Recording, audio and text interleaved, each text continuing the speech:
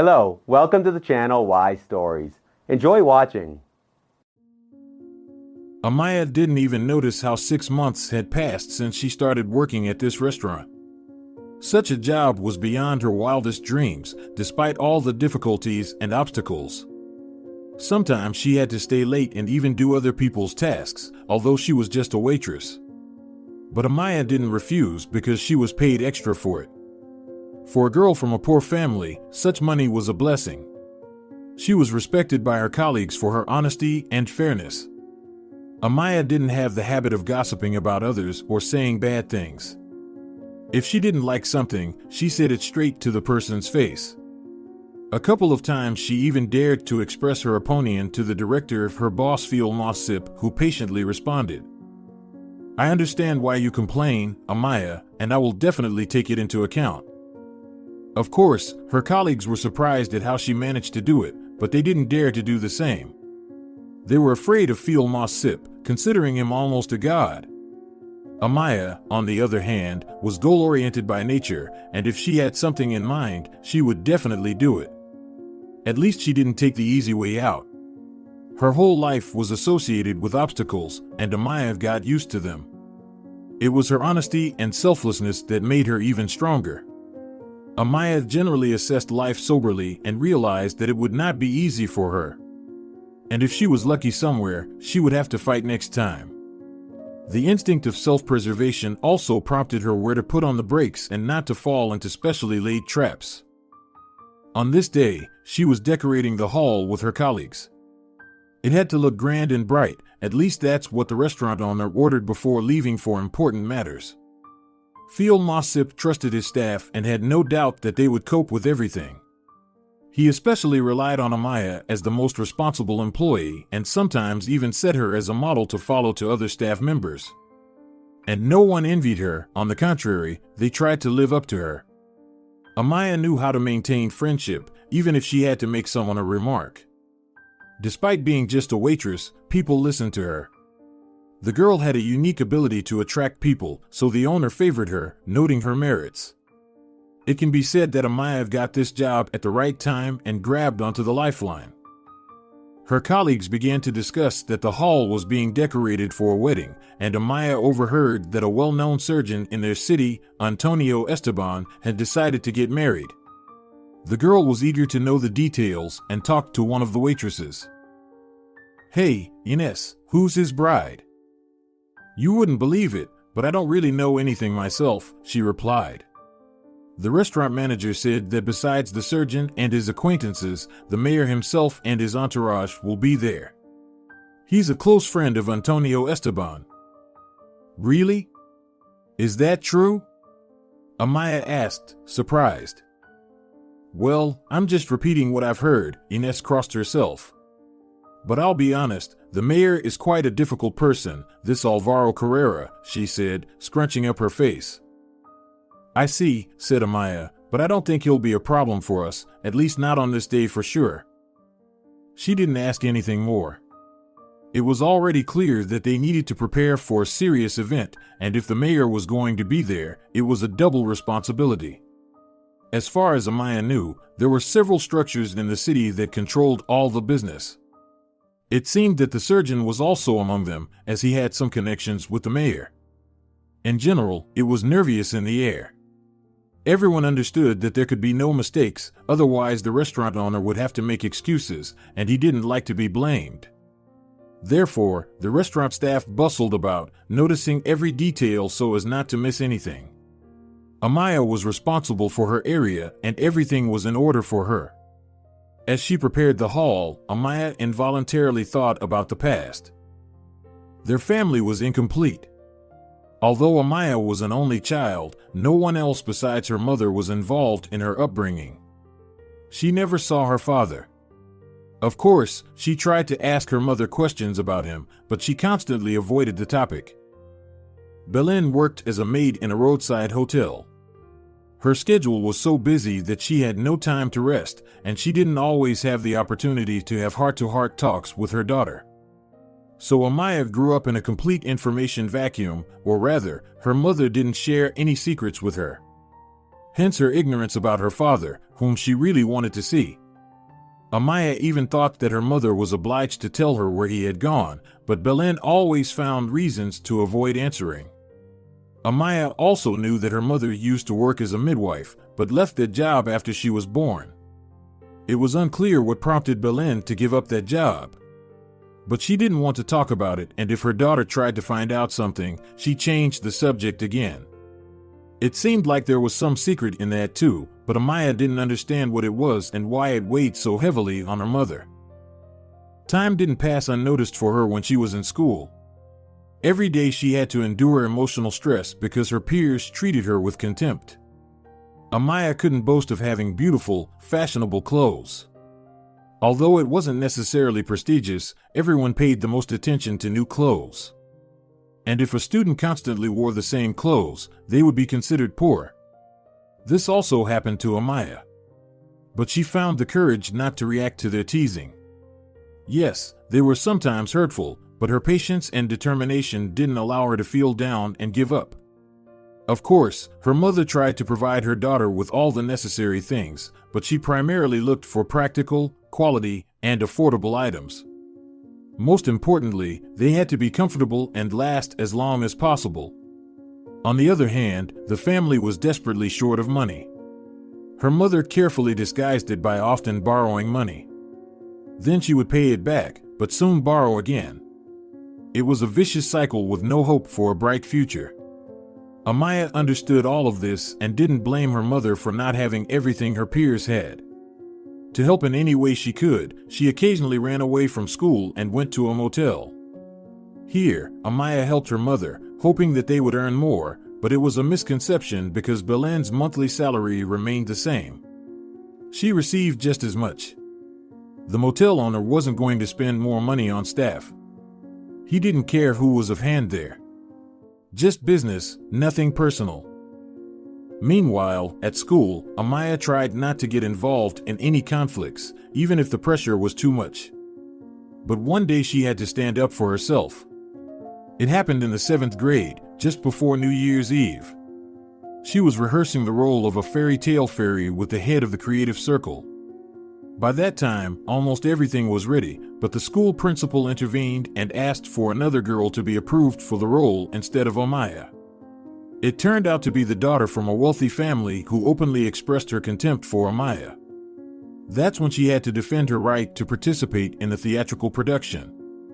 Fortunately, the head of the circle stood up for her. She had to face off with the wealthy family. But in the end, Amaia kept the role and played it beautifully in the New Year's performance. Another incident happened when Amaia was in 8th grade. She was preparing a wall newspaper as assigned by her head teacher.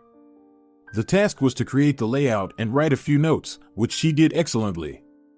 However, the rich girl once again interfered. She wanted to be a writer too, despite constantly getting poor grades and being unable to express her thoughts eloquently. Amaia had to fight for her rights again. It was difficult, but she managed to get the girl to stop bothering her. After everything was done, the wall newspaper was displayed in the most visible place. Amaia included notes about school life, sports events, and various achievements. In response, she received praise and respect from all the teaching staff. However, she still maintained her status as a poor girl. It seemed like it was deliberately stuck on her. Her peers did not want to understand that she and her mother were barely making ends meet. They had a burning desire to gloat, and they tried their best to humiliate Amaia so that she would not even dream of condescension. It is hard to say why they pushed so hard. Most likely, their parents simply spoiled them. After all, they could not boast of good grades, while Amaia was highly respected by teachers. They put her as a model to follow, not suspecting that they were pushing the poor girl into a pit of malicious gossip. None of them had any idea what trials she had to go through. Only the head of the creative circle, Felicia Montego, supported Amaia as best she could. Once, the rehearsal of a play dragged on, so Amaia had to stay. In such cases, Amaia warned her mother not to worry, and after reciting her lines several times, Felicia Montego sat down on the wooden steps and called her over. I know you have problems with your classmates, Amaia, she began. Please, I don't want to talk about them, Amaia pleaded. I understand, but if we don't discuss this problem, it won't go away, Felicia continued. Believe me, Amaia, I was an outcast once too. Are you serious? The girl asked in surprise. Absolutely, the woman replied. I still tremble when I think about it.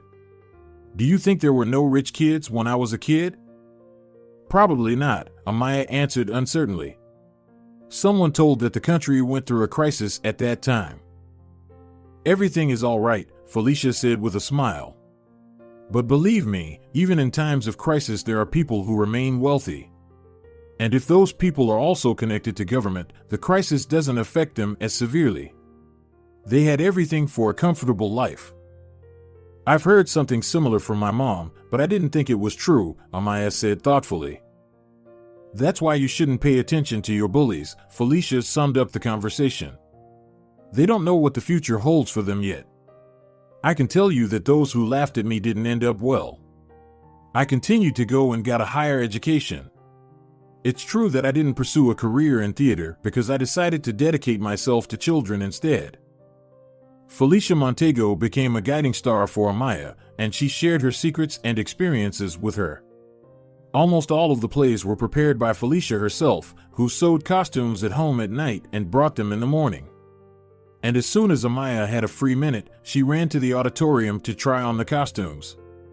Their classmates couldn't help but notice this friendship, but they couldn't gloat over it. Felicia quickly put them in their place, explaining them everything. She chose her words carefully. You're behaving like uncivilized thugs, Felicia Montego said, adding a note of disapproval. You don't even have the courage to admit that Amaia is excelling in all areas. I don't count her appearance. She dresses in clothes that are comfortable for her. Think about your behavior, because it's easy to soar high, but falling down is much more painful. Maybe her words reached their consciousness, but they still didn't give up the opportunity to make fun of Amaia. Moreover, they complained to their parents that some teacher scolded them for no reason. After that, Felicia Montego had a conversation with the school principal. But she left his office with a satisfied smile. He couldn't do anything to her. Apparently, there were people who stood up for her and put the principal in his place. Naturally, Amaia found out about this. And, to be honest, she was very surprised. She didn't expect Felicia Montego to stand up for her so fiercely. Who were they to each other? They weren't related, but she still decided to help. For a while, the peers calmed down a bit, but then everything started again. However, now Amaia, following Felicia's advice, didn't even notice them. She just went towards her goal and didn't intend to deviate from her path. She almost finished school. Amaia was not worried about her grades or how she would pass exams. She was confident that everything would work out for her, and she had no doubts about it. However, her classmates behaved differently. They were running around like crazy, but it seemed no matter how hard they tried that they were not gaining any more knowledge. Even private tutors could not improve the situation because most of them had barely passed the exams. Amaia aced her exams but did not attend the graduation party, not only because she did not have money but also because she did not want to see her bullies there. They would still have to communicate and look at each other. Why should she put herself through that? Especially for her nervous system. No, Amaia decided not to tempt fate and declined the invitation to the celebration. She did not tell her mother anything about it and spent the whole evening in the park to avoid suspicion. There, she fed ducks in the pond and listened to music on headphones. This was the place where Amaia felt much better. The dense forest around her had a beneficial effect on her mental state. It calmed her down and allowed her to calmly reflect on her future. However, a month passed after finishing school, and Amaia's mother became seriously ill. She began having problems with her internal organs, and constant pain made Belen almost climb the walls. During these moments, her daughter was always by her side and tried to calm her down. But everything was in vain. Without medication, it was difficult to do anything. Felicia helped. She gave money for the medicine. However, this help turned out to be the last because soon she had to leave school and move to another city. The school principal still managed to achieve his goal and got rid of the leader of the creative club. He found another person who showed more loyalty, and now only the children of wealthy parents were involved in the performances. Poor people were not allowed there. They were just spectators who enjoyed the art from the depths of the hall. The medicine that Felicia Montego bought was enough for a month. Then Amaia's mother lay in the hospital as a dead weight, taking up a bed. Of course, doctors approached her, prescribed treatment, but it did not help much. Even the chief physician disavowed it, saying that they could not do anything. And a couple of weeks later, they discovered that Belen had kidney cancer. The prospect of coming back to normal life was at risk. Her mother was literally fading away before her eyes. Amaia came to her room, often crying, but could not help her. Her mother's words sounded like a death sentence. Amaia couldn't help but understand that this was how she was saying goodbye. But she couldn't convince herself that this was destined to happen. The girl tried to keep it together, but sometimes her nerves gained the upper hand of her. When she came home, she quietly cried into her pillow, and there was no one to comfort her because their family had turned away. Months passed, and Belen turned into a walking ghost. She could barely move on her own. Amaia worked as a cleaner at a store near their house. The pay was small, but it was enough for food. However, there was no question of helping her mother with medicine. They were too expensive, and Amaia was afraid to even say the prices out loud. Slowly fading away, Belen had stopped noticing her own daughter. Amaia would go to her room, but her mother would just sit on the bed and stare at one point. All attempts to talk to her led to nothing. Having accepted that the disease would soon win, Amaia began preparing for independent life. And first of all, she needed to keep her housing. 6 months later, her mother passed away. Belen was buried in the city cemetery. The municipality and social services helped with the funeral costs, but their promises of support turned out to be empty words. After a month had passed since the funeral, they had completely forgotten about her. Nobody even thought to check how she was living. Amaia became an orphan, but no one rushed to help her. Going to a university made no sense, or rather, Amaia couldn't afford it. At that time, the question of where to work was crucial. Working as a cleaner at the store, she earned enough for food, but she also needed to pay for her apartment. Amaia went to job interviews, even though the offices were too far from home, and she had to walk. She just didn't have the money to pay for public transport every time. But it so happened that no one was in a hurry to hire her without experience and education. Employers wanted a ready-made specialist, and they had no desire to deal with someone who still needed to be taught. Amaia walked around different offices for a long time until she finally stumbled upon an elderly restaurant owner. Felicia was looking for another waitress. "You know, Amaia, I don't usually hire people without experience, but something tells me that you are exactly the kind of employee I need," the restaurant owner said thoughtfully. "If you hire me, you won't regret it," Amaia replied cheerfully. "I know how to keep things organized and help out in the kitchen. My mom used to work as a maid in a motel, and I would often run to her when I was in school to see how everything worked and even help out." "Well, I think that's a good recommendation," the restaurant owner said, rubbing his hands together happily, and invited Amaia to work. He wasn't really changing his principles, he just had a great instinct for people. Felicia was an expert at reading people, and when he talked to Amaia, he made certain conclusions. Firstly, she was honest with him, as if she was in confession. Secondly, she really needed the money, not just to earn it quickly and then go looking for adventures. And thirdly, she had an idea of how the service industry worked. Soon, the owner saw for himself that Amaia was indeed a responsible worker. She quickly adapted to her new job and also quickly made friends with her colleagues. All this indicated that the girl really wanted to earn money to live normally. Amaia told Phil about her current financial situation. But the restaurant owner was not the kind of person who could just give money away.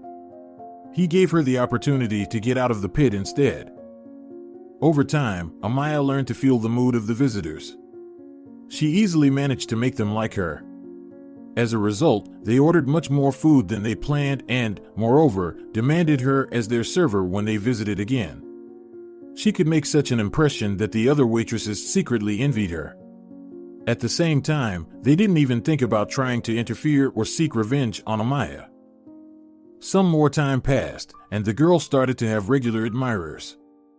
They would come to the restaurant just to see her. They could have just ordered coffee, but it had to be served by Amaia. Her politeness and quality of service left them in indescribable delight. The restaurant owner saw all this and would occasionally give Amaia a little bonus. It wasn't a lot of money, but it warmed her heart. She could afford to buy more groceries and no longer had to save on. Even meat started appearing more frequently in her dishes. At the same time, Amaia would sometimes mentally go back to the time when her mother was sick and needed help. If only she found this job earlier, maybe everything would have been different. Continuing to work, Amaia gained more experience. She became wiser and more insightful. Sometimes she helped management with reports. Amaia learned that too. Having delved into the specifics of the restaurant business, she enjoyed serving people and feeding them the most delicious dishes. One day, as Amaia was returning from work, she heard a squeak. She was walking through the park, which was the closest way to her home. There were many visitors that day, but they all left satisfied. Amaia had also received good tips, and she was going to buy herself a cake to sweeten her mood. Stopping, she listened and heard the squeak again. It sounded like a mouse or something similar. Burning with curiosity, the girl decided to look into the bushes and almost stumbled. A little puppy was sitting on the grass. He was so weak that he couldn't bark or growl properly. He looked like a pooch, but that didn't bother Amaia. She didn't categorize animals into those that deserved attention and those that could be ignored. No, everyone was equal to her. "Oh my God, you're hungry. And so dirty," Amaia said, almost crying. She picked up the puppy and emerged from the bushes. A woman happened to be passing by, and she frowned at the sight of the dirty puppy. Apparently, it was unpleasant for her to see an animal in such a state. It followed that if she had come across him, she probably wouldn't have felt sorry for him. Amaia also looked at her. So much so that the woman's legs trembled, and she almost ran out of the park.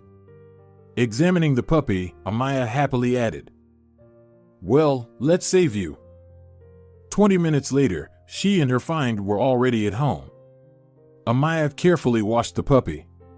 She wasn't hungry because she had satisfied her hunger at the restaurant, but she needed to feed the puppy, especially since he was looking at her with hungry and pleading eyes after she washed him. Amaia took some milk from the fridge, warmed it up a bit, and poured it into a deep bowl only after that. The puppy drank the milk in 1 minute and looked at Amaia again. There was still sausage and bread in the fridge.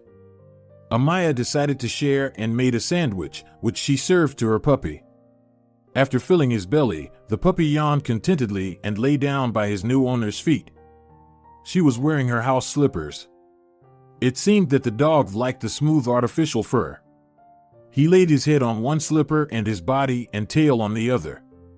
Amaia waited for him to fall asleep and only then moved the puppy to the armchair. That's how he settled in with her, becoming her beloved pet. She walked with him in the park and around the city. Unable to come up with anything special, she named him Urbis. His fur was white and really resembled a snow leopard. The pet didn't respond to his name at first, but eventually grew to like it. He enjoyed walking with his owner, and every time they went out, Urbis eagerly chased after pigeons. No, he didn't harm them, he just played and watched them fly away in different directions. In such moments, Amaia felt truly happy. Urbis pleased his owner with just his presence. He responded to all of Amaia's affection. She loved stroking him on the head and his belly. The pet responded in kind and immediately began licking her face. After improving her relationship not only with her colleagues but also with the owner of the restaurant, Amaia received permission to take home some of the leftovers. She honestly explained to Phil Mossip why she needed them, and when he learned about the dog she found, he joyfully exclaimed, "You did the right thing not passing him by." "I almost cried when I found him in the bushes," Amaia replied with a sad voice. "Honestly, I also have a dog at home. His name is Tim," Phil Mossip said, slapping himself on the knee. "I rescued him from under a car 3 years ago when he was crossing the road. So, I understand. You can take the kitchen leftovers. I can relate to your situation." Amaia noticed confusion on his face, as if he was upset. One could assume that Phil Mossip really wanted to talk about his wife's infertility. The subject was so relevant that he constantly thought about it. The restaurant owner, seeing a kind and sincere person in the girl, apparently wanted to share his pain with her, but Amaia interrupted him mid-sentence and changed the subject. He was not offended, but clearly flustered. Therefore, he answered the question about the change in the interior incoherently and uncertainly. Amaia understood this, but she didn't dare to back down. She wouldn't bring him back to the old topic and ask, "What about the children? Why do you only have a dog?" No, that couldn't be done. As they say, the opportunity has gone. She went over all this in her head as she left the restaurant. She hurried home to treat her pet to delicious delicacies. And even though they were just leftovers, sometimes guests left whole, almost untouched portions. Urbis was waiting for Amaia right at the door. He happily barked when she started to open the door. Wagging his tail, the puppy followed the hostess into the kitchen. There, Amaia served him a sizable portion of mashed potatoes with goulash. Such dishes were on the menu at the restaurant where the girl worked. Phil Mossip respected healthy food in general, and he practically approved all the dishes himself. Moreover, he even suggested to the chef what to add or leave out. No one argued with him because visitors to the restaurant were simply delighted with the menu dishes, and many of them specifically came to order home-cooked food. Meanwhile, Amaia didn't rush into having relationships with men. Her mother was still in her mind. Belen raised her daughter alone all her life. Perhaps that circumstance was the reason why Amaia didn't think about marriage yet. The fate of the restaurant owner was another factor that influenced her attitude toward life. Sometimes he was gloomy, and then they tried not to bother him, understanding that perhaps he had problems at home. Amaia was afraid that she might not be able to have a child someday. How would her husband react then? She just couldn't imagine it and constantly postponed the moment when she could decide to get to know someone and start a relationship. For now, everything suited her, especially being near her pet. Urbis didn't let her feel like a lonely person. On the contrary, it seemed to her that fate had already rewarded her enough. And what else could she have wished for? Amaia hadn't thought about that yet. She didn't have grand plans for her life. The main thing now was to return to a normal life after her mother's death, settle down, and then think about starting a family. All these thoughts and memories rushed by like an endless train of thoughts in her mind. Shaking her head, Amaia returned to reality and looked at the wedding-decorated hall. It seemed like she hadn't forgotten anything. She added fresh flowers, beautiful helium balloons, and even a poster with messages for the newlyweds. It seemed like she had taken care of everything. She could confidently welcome guests, especially the surgeon who was said to be Apollo in the flesh. Finally, the first guests began to arrive. Among them was the mayor of the city. However, he was not alone. He was surrounded by a retinue of subjects and an impressive security detail. He was clearly afraid of something. Even during the day, he never went out without security. He was definitely involved in some criminal activities, but it didn't concern Amaia. Therefore, as was appropriate, she glanced at the tables once again and greeted guests at the entrance with a bright, snow-white smile. Some walked past without reacting to the beautiful waitress, while others smiled back. Only the mayor walked in with a dissatisfied expression. It seemed like he had been forced to come here. On the other hand, Alvaro Carrera had never been to this restaurant, at least not when Amaia was working. Otherwise, she would have remembered it. Sitting down at the entrance table, the mayor placed a microphone in front of him and looked at the empty stage. The security detail positioned themselves at the back of the restaurant, keeping a circular view for themselves. They didn't claim to be important guests, but they still had to bring dishes from the menu. Amaia took note of this, but the mayor needed to be served first. At that moment, Ines approached her again. "Be careful when you bring his dishes," she nodded towards the mayor. "Yes, I know, you've already warned me," said Amaia. "Don't worry, he doesn't seem to be a real monster." "See for yourself, but I wouldn't risk even approaching him," Ines continued to whisper fearfully. "It's just scary to serve someone who can throw a plate at you." "Oh, come on, Ines," Amaia almost laughed. "It's just a bitter resentment of those waitresses who can't serve guests properly."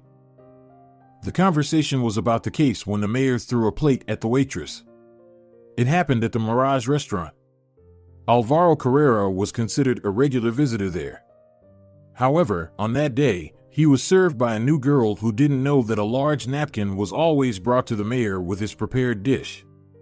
He used it to wipe his 3-story chin because the sauce was dripping down. But none of the restaurant guests paid attention to it.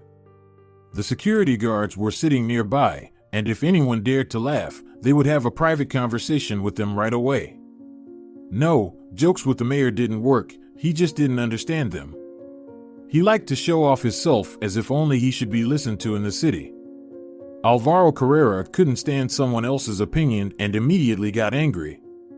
And he also liked to drink a lot, pluck up the courage, and even allowed himself to harass women, all of which happened with the approval of the restaurant owners where he visited. The mayor didn't refuse anything, considering his personality exceptional, and that's why everything went smoothly for him, including blatant attacks on businessmen. They paid him tribute because they were afraid of retribution. Feeling brave, Amaia approached him and offered the menu. And then it turned out that the mayor had already thoroughly drunk somewhere, and he smelled of alcohol. That's why he quickly passed by her without even saying hello. Seeing a young girl in front of him, the mayor, without looking at the menu, said, "Bring me something meaty, so I can become a little bit fat." Amaia wanted to ask him what exactly he wanted from the meat, but she didn't. She went to the kitchen and asked the chef to prepare a meat delicacy. Hearing about the appearance of fat, he laughed. "What a nightmare, his stomach will soon fall out of his pants. What is he talking about?" "I understand your concern for his health, but the order must be done," Amaia answered with humor. "Oh, what kind of care are we talking about? I just can't believe that people can let their bodies go like this." The chef waved his hand and went to the stove to prepare the meat dish. Amaia went back to the main room and stood by the bartender's counter. Looking at the mayor, she almost choked. He was sitting on a chair, his belly hanging almost to the floor. How could women love such a man? Especially his legitimate wife? It was rumored that he didn't hesitate to tell her about his affairs, but she tolerated it because without him, she was nothing. That's what happens to those who find themselves in a dependent position. Amaia had been in a similar situation with her mother once. They lived from paycheck to paycheck, and everything depended on the motel owner, but at least no one cheated on anyone. At the same time, Amaia still knew nothing about her father, who perhaps left the family for this very reason. Who knows? Maybe he found another woman and left her mother? Thinking about this, Amaia almost missed it when the mayor called her over to his table. He not only spoke words, but also beckoned her with his finger. "Why are you standing there by the bartender?" "I'm more handsome, and I have more money," the mayor said, spreading his wings, so to speak, and offering her a drink and a dance. However, Amaia had no intention of keeping him company. "No, I can't. I'm at work, and the manager forbids liberties with customers," Amaia replied, trying to defuse the situation. But the mayor didn't want to hear anything and demanded entertainment. "I own everything in this city, including your restaurant, so do as I say." Saliva flew from his mouth, and his eyes turned red. "I still can't, I'm sorry," Amaia said, stepping away from him to a safe distance. Interestingly, the security didn't even react to this. Apparently they were accustomed to such antics from their boss and were waiting for a convenient opportunity to mock the poor waitress together with him. But there was a glitch. Amaia didn't agree to drink with the mayor, let alone dance. This insulted Alvaro Carrera's dignity, and he began to make vulgar jokes at her expense. Amaia, of course, had to endure it, as etiquette required her to calmly react to all the guests' antics. She remembered that even the restaurant owner told her, "Remember, Amaia, the guest is always right, no matter what happens." Precious words, she thought, and continued to let the mayor's jokes go in one ear and out the other. Alvaro Carrera seemed to have had enough and began openly insulting Amaia in front of the guests, using words that implied she was the lowest and most fallen woman in the city, even though he didn't know her at all. Amaia tried to endure it as best she could, even though she was boiling inside. Ines rushed to her side and tried to lead her to the kitchen. "Come on, let's go, or you're going to explode in anger," she said. But Amaia didn't hear her. She broke free from Ines' grip and ran to the stage. At that moment, the surgeon arrived with his fiancée. The mayor tried to get his attention, but all the guests gasped at once. Amaia had grabbed the microphone and began to say things about the mayor that others were afraid to even think. Alvaro Carrera swallowed hard and slumped into his chair. The surgeon, who didn't understand anything, approached the mayor and looked at him quizzically, but he didn't answer because he had lost the power of speech for the moment. Amaia continued to heap revelations and accusations on him, reminding everyone what a womanizer and thief he was, as well as throwing in charges of bullying and drinking on someone else's dime. Among the invited guests were some owners of other restaurants. They listened silently to what Amaia said about their benefactor, and only Phil Mossip, who had recently arrived at his own restaurant, stood off to the side and smiled. Apparently, he expected something like this from Amaia and didn't rush to stop her. On the contrary, he nodded his head, looked around, and watched the guests' reactions. After all, almost all of them were somehow hooked on the mayor, and with their silent consent, Alvaro Carrera had become so arrogant that he disregarded all moral laws. Someone needed to stop him, to make him understand that this was not how one should treat people. But no, they continued to indulge him. While Amaia took advantage of the mayor's confusion, someone at the party filmed everything on their phone. The footage captured Alvaro Carrera harassing the waitress and the subsequent exposure. Other guests joined in the filming, finally realizing that the mayor had nothing to say in his defense, and he had no intention of doing so. He began to dance and drink at the same time. He wasn't concerned that the video might end up on the internet. The security guards did try to stop this, but it was useless. The interesting footage had already spread to all social media platforms and forums. The mayor was fully exposed. Meanwhile, Amaia finished her speech. Phil Mossip helped her off stage. "Go home, you need to rest," he said. "But what about the job?" protested Amaia. "They can manage without you," smiled the restaurant owner. "There will be such a mess now, it's better to stay away from trouble." Amaia listened and went home to avoid any more trouble. Phil Mossip called her a taxi and paid for it himself. She didn't know what happened at the restaurant after that. Meanwhile, the mayor felt so emboldened that he even ignored the security guard's request to leave the hall. He wanted more fun and demanded first-class service. Reality hit him when videos of his behavior went viral among his supporters and constituents. The internet was in an uproar, and the regional authorities had to intervene directly. They called the mayor themselves and forced him to stop the whole debacle. The wedding of a famous surgeon in the city was ruined, and he was livid with anger. He celebrated his own happiness, he cursed, but his words were immediately drowned out by the guests' cheers. "Thank you, Phil Mossip, for your hospitality. Always happy to have you here. Come back anytime," the restaurant owner replied with a smile. The guests started to leave, and the mayor was almost carried out on their shoulders. The security guards barely managed to persuade him to stop. Alvaro Carrera no longer realized what he was doing. Apparently, alcohol and his belief in his impunity clouded his judgment, and he couldn't even imagine what awaited him in the morning. The authorities prepared a public statement to avoid further scandal and shame. Only in the car, when he regained his senses, did the mayor realize what he had done. He grabbed his head and started whining like a child, but no one tried to calm him down anymore. The security guards also realized they had to look for new jobs. They rode home in disappointment, occasionally glancing at the culprit. He looked around in hopes of finding sympathy. Finally, he felt guilty for what he had done. Meanwhile, another no less famous person in the city watched the video from the restaurant. It was millionaire Javier Jimenez, who owned 2 factories and a dozen stores.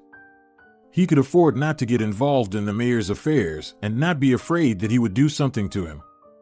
Senor Jimenez went through trials in his youth that the mayor couldn't even dream of. And he didn't have a shaky syndrome in front of the authorities. As for the situation in the restaurant, on the video frames, Javier noticed similar features in the waitress. She looked exactly like his late daughter Elizabeth, who died during a cesarean section while giving birth. 2 healthy boys were born, but their mother could not be saved. Javier grieved deeply as he lost his only child. Elizabeth's husband Carlos took care of raising the twins. For his part, the millionaire promised to do everything to ensure that his grandchildren lacked nothing. He fully took care of the family's financial security. Senor Jimenez had been helping before, but now the help became even greater. After watching the video several times, Javier realized that the similarity was simply identical. He made everyone actively find this waitress. A day later, the millionaire already knew the exact address. Frowning, he turned the piece of paper in his hands and quietly said, "Well, Amaia, what a beautiful name." A tear immediately rolled down his cheek. Gathering his thoughts and not saying anything to his wife, he went to the address. He still had to find out how it happened that there was another girl, a spitting image of his daughter. Strange, of course. And first of all, he needed to ask his wife about it. But he decided to act differently and came to visit Amaia without warning. The girl was surprised to see a gray-haired man on the doorstep. "Who are you?" Amaia asked, studying the uninvited guest.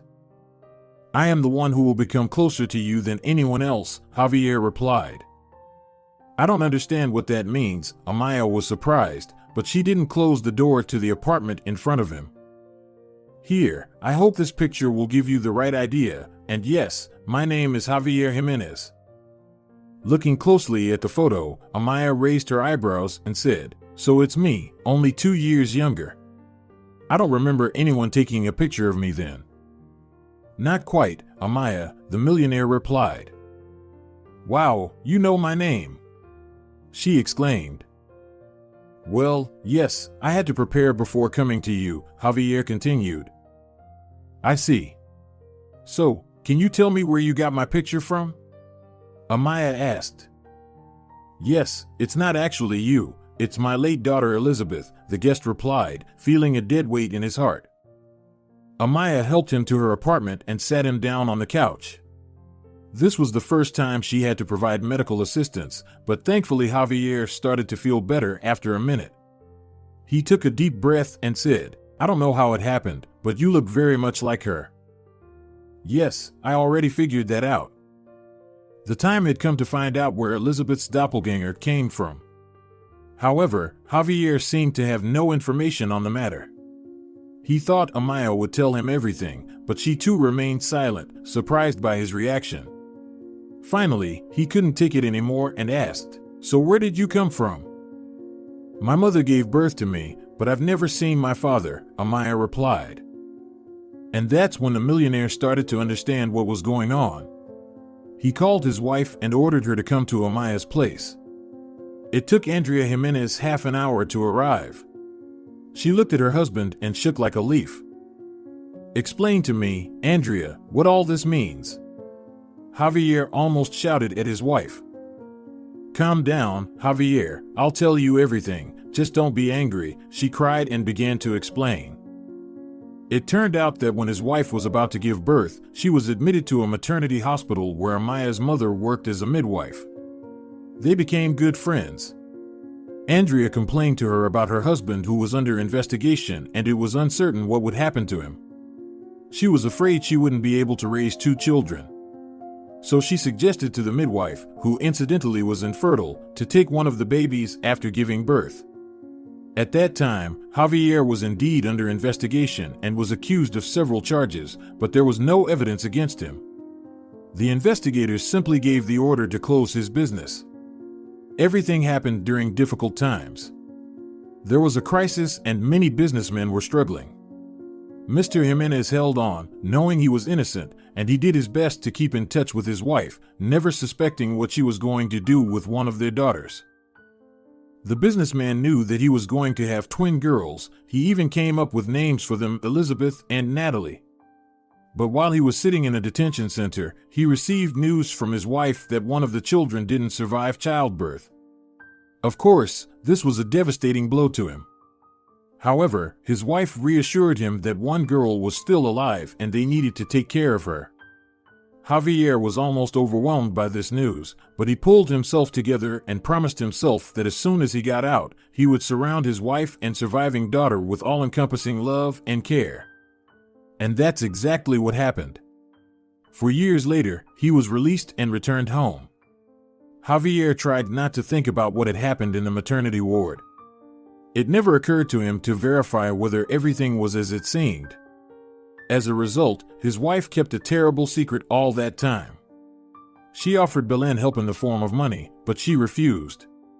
She was satisfied just being a mom. To add credibility, Belen went to another area for a couple of years, where her distant relative's house was located. Nobody knew about it, so nobody questioned where Belen's child came from. Andrea made documents for the girls so that there would be no problems in the future. And so their paths diverged. Soon, Belen returned to the city, but did not inform the real mother, Amaia, about it. And if it weren't for this video on the internet, the millionaire would have continued to live with the thought that his only daughter had died. The information was shocking, both for Javier and for Amaia herself. He was at a loss for words to express his anger. But they were found by Amaia. So this is how you lived all this time, Mom, not even remembering that you had another daughter. I'm sorry, Amaia, but it was a difficult time back then, Andrea tried to justify herself. I see. What would you have done if Dad hadn't been released? Amaia insisted. I don't know, for God's sake, I don't know, Andrea cried. She couldn't find the right words to beg Amaia for forgiveness. And in despair, Andrea turned to her husband. Well, say something, don't just sit there in silence. I'm in shock. To be honest, I didn't expect this, her husband replied, but we still have to solve this problem. What problem? We're talking about our daughter here, Andrea exclaimed. I'm sorry, I'm saying something wrong, Javier grimaced. Yes, there's some fault on my part too, Amaia. I didn't calculate my strength and ended up in prison. If that hadn't happened, Andrea wouldn't have given you away to another woman. By the way, it was she who raised me, even though we were poor, Amaia pointed out. She died in poverty, and I did what I could to survive. Andrea hugged Amaia, who did not step back. Amaia felt the warmth of her mother. Suddenly, a thought occurred to her, but a heart won't lie. At that moment, Amaia burst into tears and, looking at Javier through her tears, said, You hurt me, but I forgive you. She spoke those words not out of despair, but because she truly forgave her real parents. After all, so much time had passed, and they had also faced a difficult fate. Andrea explained that she had literally had to survive while her husband was serving time. Later, when he was released, he managed to regain control of the business. On the other hand, Andrea could have found Amaia. But she had an oral agreement with Belen that neither of them would interfere with each other and create problems. Perhaps if Amaia's stepmother had revealed the truth before her death, the family reunion would have happened much faster. After calming down a bit, Amaia got up from the couch and went to the kitchen. I'm going to feed Urbis now, she said. Who's that? Jimenez's spouses asked in unison. My pet. You can come see him, replied Amaia. It turned out that the puppy had hidden under the kitchen table when a stranger appeared in Amaia's apartment. He didn't bark at them, he just listened to the sounds, trying to determine whether his owner was in danger. Andrea and Javier also went to the kitchen and saw the snow-white puppy under the table. "Wow, he's so fluffy," Javier tried to stork him, and he didn't attack him. "Yes, you can stork him," Amaia said. "If he sees that everything is fine with me, he won't get angry." Urbis ate from his bowl and also received a good portion of affection from his owner's guests. Meanwhile, Javier suggested that Amaia go to their house. "There you can look at your sister's photo album," said her father. Amaia agreed, and an hour later they were at the country house. Elizabeth's husband also came there. As soon as he saw Amaia, he was in shock. She really looked like his deceased wife. Looking at the photos in the album, Amaia recognized herself more and more in them because they hardly differed, except that she did not know what kind of character her sister had. But then her father enlightened her by telling her that Elizabeth also grew up as a calm child. She was respected at school, and she studied very well. Just like Amaia. Only her fate turned out to be much better and more prosperous, and that was the only black spot that gave off negativity. At the same time, Amaia no longer wanted to be angry with the Jimenez family. She drew the appropriate conclusions and decided that she needed to let go of the past, especially since there were nieces and nephews who needed care. Amaia offered Carlos help in raising them, and he gladly accepted. It seems that the husband of the deceased sister trusted her. Soon they all went to the cemetery to visit Belen's grave. Javier arranged everything with the necessary people and paid for all the expenses for the monument, as well as signed a contract for the care of the grave. Now special employees were supposed to look after it. Soon, Amaia finally moved into the Jimenez family's country house. She took Urbis from her apartment and decided to rent it out to students. That way, she became even closer to Carlos and his children. They gradually started to like each other. Amaia began to notice how he treated her and what he said. It became clear that Carlos needed support in the form of a loving person. Not right away, but they found common ground. At the same time, the Jimenez spouses were for Amaia and Carlos living together. After all, if you don't look for differences, it seemed from the outside that this was the most ordinary family. Amaia was really worried that Carlos would see his deceased wife in her, but no. He himself confessed to her that he had bitterness in his heart, but the heart needs a second chance. Carlos, in turn, tenderly took care of Amaia to show his true feelings. He didn't rush Amaia, but said she was his last love in this life.